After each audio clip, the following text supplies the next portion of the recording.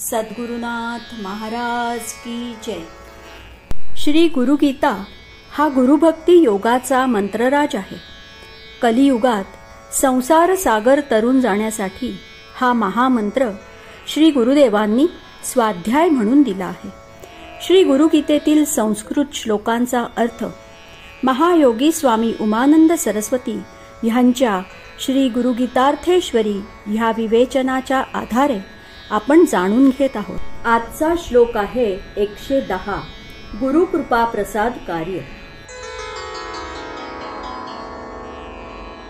गुरो कृपा प्रसादेन आत्मा रामं निरीक्षयेत अनेन गुरुमार्गेण स्वात्मज्ञानं प्रवर्तते। गुरुच्या कृपा प्रसादाने आत्मा रामाचे निरीक्षण करावे। या गुरुमार्गानेच आपल्या स्वरूपाचे ज्ञान होते। आत्मज्ञान, आत्मबोध व आत्मसाक्षात्कारासाठी गुरुचीच कृपा हवी। इतर मार्ग केवळ सहाय्यकारी ठरतात। गुरुने दाखविलेल्या मार्गाने व गुरुकृपेच्या सहाय्यानेच साक्षात्काराचा सोपान चढता येतो।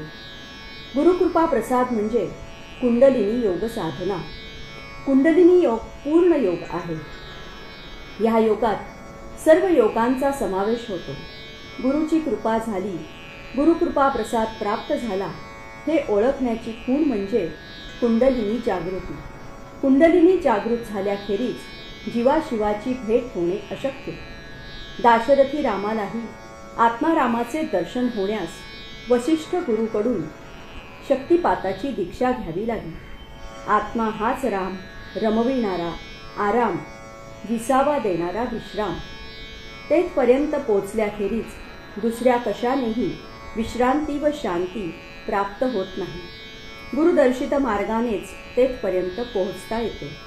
गुरुकृपा पात्र होण्यास श्री गुरुगीतेचा अभ्यास हवा। गुरुमहती व गुरु माहिती श्री गुरुगीता गाते। खऱ्या गुरुची ओळख करून देते।